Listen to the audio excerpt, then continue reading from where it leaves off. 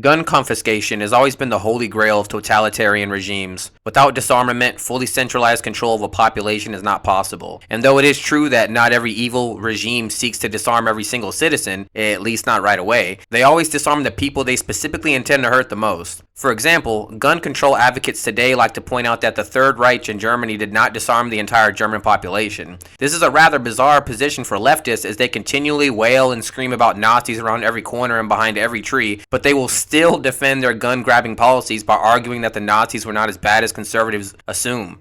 Of course, what they rarely mention is that the Nazis did disarm millions of people, most of them Jews and political opponents under 1938 German gun laws. The National Socialists disarmed the people they planned to destroy. It's not hard to figure out why. They didn't want their targets to be able to fight back.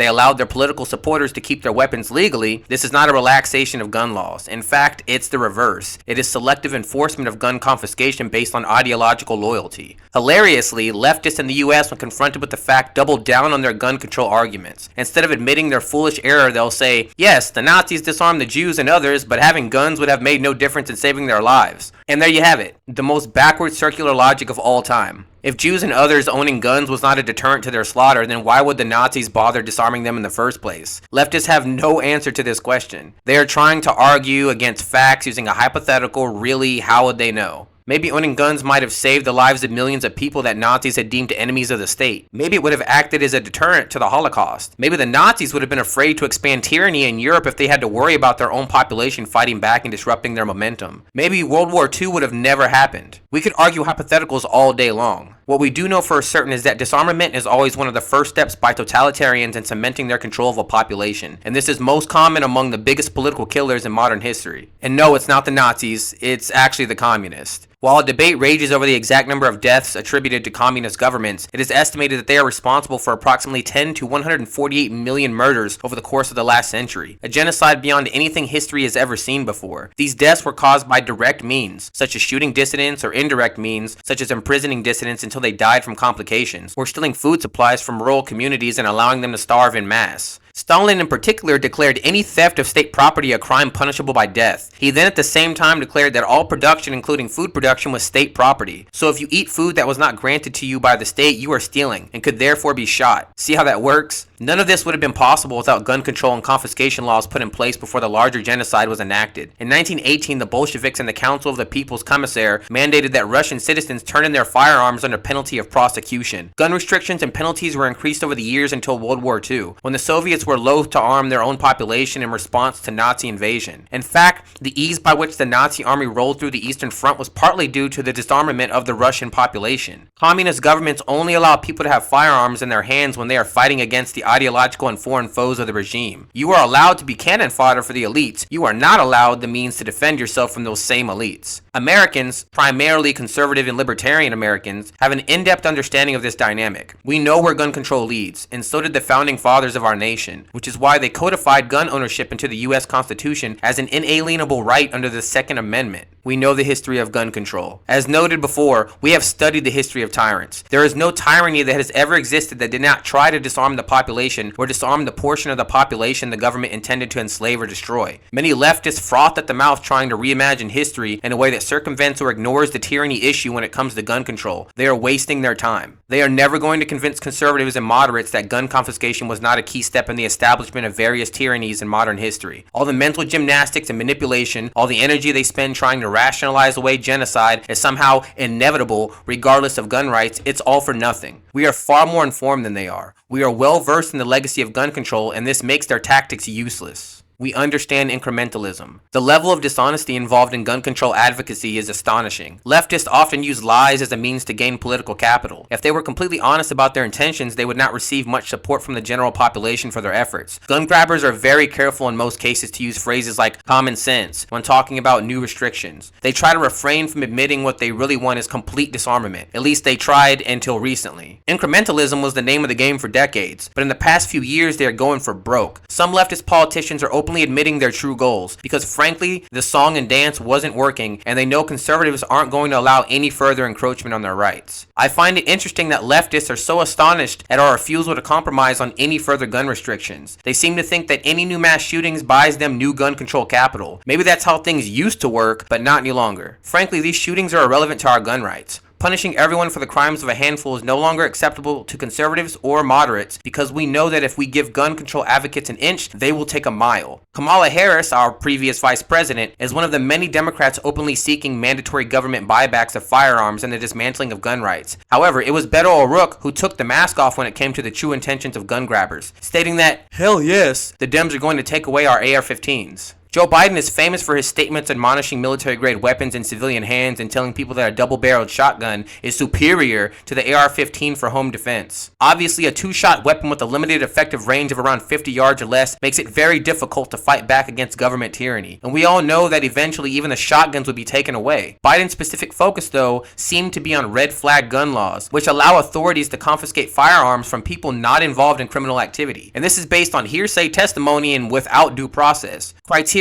includes any suspicion of mental illness, which is completely subjective. Right-wingers were often accused of mental illness because they opposed the draconian COVID lockdowns, they questioned vaccine safety, and because they questioned things such as the legitimacy of global warming fear-mongering in the media. Anything could be labeled a mental illness by the state and therefore make a person susceptible to red flag confiscation. This is targeted incrementalism and selective enforcement of gun control, much like that used by the Nazis. Red flag laws allow the government to attack political and ideological opponents one at a time and disarm them, just as the Nazis selectively targeted their political opponents for disarmament. We know where all of this is going. We've seen it before. The control agenda is out in the open. There is a reason why leftists, specifically communists and often socialists, are so obsessed with taking away combat-ready firearms from Americans, and it's not about saving lives. These weapons act as a deterrent to full-blown tyranny. As long as they exist, our ability to take back our other rights and freedoms exist. If anything has convinced gun owners of the need for firearms, it was the years of pandemic fear-mongering. What have we learned so far? Well, we are now fully aware of the Great Reset agenda, which has been promoted non-stop by the World Economic Forum and various political leaders. This agenda calls for years of economic lockdowns and medical mandates, forced vaccination, medical passports, without which a person might be completely removed from the economy. A new cashless society, a shared economy in which you will own nothing and like it. Not to mention Project 2025, the equally authoritarian proposal from the Heritage Foundation and MAGA. The medical or vaccine passports were particularly disconcerting. For one, governments don't necessarily have to enforce them right away. Rather, they can simply allow their corporate partners to demand said passports from anyone that wants to get a job or shop in their real stores. Once this system is ingrained into the consumer world, governments can then step in and make passports a legal requirement. Eventually, the passports give the establishment the ability to control and micromanage every aspect of every individual life. Without compliance to every whim, the technocrats can easily void your passport, leaving you to die from poverty and starvation. This would be impossible to do in a country where a majority of the population is armed. I think it's safe to say most Americans do not want to live in the dystopian world that these globalists at the WEF envision, and we will fight to ensure it does not happen. Tyranny is enforced by armed men on the ground. My favorite mantra of gun grabbers is the claim that your AR-15 isn't going to help you against an Abrams tank or a Predator drone. These people don't understand how totalitarian systems function. In order to control a population, you have to have loyal troops on the ground, everywhere. Not only that, but you also need loyal civilians, a large percentage of the population, to act as your eyes and ears coupled with brute force. And finally, you need anyone who might oppose you to be afraid to take action to defend themselves. You need them docile and passive. There are a lot of moving parts to tyranny. Tanks and planes are secondary to basic manpower. And where there are troops and others enforcing tyranny, there are numerous targets. Where there are firearms, there is a means to eliminate a tyrant at the top of the pyramid with a single well-placed bullet. Furthermore, you don't need armored vehicles and stealth jets to fight tyranny. What you need is a good firearm to remove the people driving and flying those machines. A smart rebel might even take those weapons for his own arsenal in the process. A lot of gun owners are also military veterans, and they have seen how things played out in places like Afghanistan, where all the military might in the world was ineffective against tribesmen with old AK-47s and a roadside IED. It's about force of will along with minimal necessary firearms. Guerrilla wars are not fought in the terms of battles. They are fought in terms of attrition. Americans understand this better than most. For all these reasons and more, the gun grabber ethos is essentially pointless. They can have total dominance in the federal government. They could have every state government on their side and pass hundreds of laws and executive orders making every gun owner a criminal, and it would still not matter. We will not budge. Elitists and leftists just don't seem to get it. Maybe it's the way their brains work. Maybe they just can't comprehend the idea that some people will not compromise certain freedoms no matter the cost. They think everyone has a limit, that everyone has a price. They think anyone can be bought or that anyone can be leveraged into submission. The truth is, many of us can't. Some of us have no price, and we cannot be compelled to comply. We are the people that keep freedom alive, and totalitarians are terrified of us. Gun grabbing is merely a natural extension of their fear and doubt. Wherever an oligarchy is seeking to disarm the population, this is a sure sign that they are about to grasp for even more control, and they are afraid that the population might dethrone them. Honestly, they should be afraid. Guns save far more lives. The freedom to carry a gun in this country is a privilege I refuse to take for granted. It is arguably one of the most valuable freedoms we have been given in this nation, and I will defend it with every ounce of my being. Despite what we are being told by mainstream media and some leaders of this country, one thing remains true: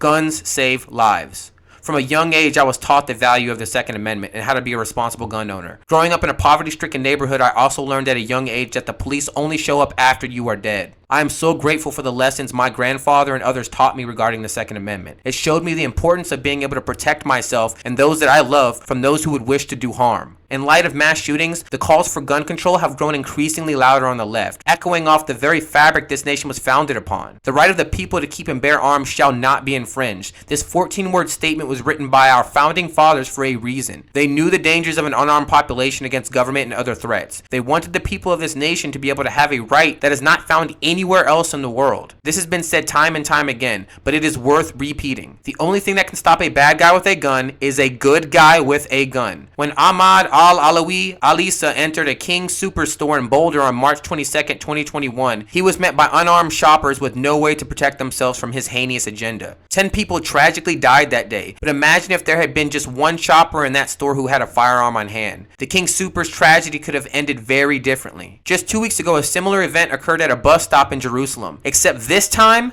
the shooter was met by armed citizens who banded together and put an end to his short-lived reign of terror. In 2018, it was estimated that 1,029,615 individuals use guns every year in self-defense, excluding those in the police force and the military. Of those people, 162,000 said they almost certainly would have been killed without their firearm to protect them. There are thousands upon thousands of cases which have been documented over the years. To put this into perspective, the number of homicide gun-related deaths in 2023 was 13,529. The right to self-defense in this nation should never be put in question. Guns save more lives than they take by a staggering amount. As of 2024, there are over 21 million concealed carry permit holders in the United States. The vast majority of these individuals are law-abiding citizens who wish to be able to protect themselves and the ones they love. If guns were the problem, there would be far more shootings. Why punish the law-abiding citizens of this country for the crimes of a violent minority? Gun control only hurts the law-abiding citizen, making them more vulnerable to evil acts. It does not protect them. Our founding fathers knew what could happen to an unarmed population, and they put safeguards in place for our protection. Even 234 years ago, they knew the corruption that can erode the hearts of those in power. Nothing has changed. When the left, specifically socialist, argues for wealth distribution from the greedy elites back down to the middle and working class, they are correct. And when the left argues for equal treatment of all ethnicities or sexes, I support them. However, if the revolutionaries want to start winning again, they need to give up this fruitless endeavor. Gun control is not the answer in America, and it never will be.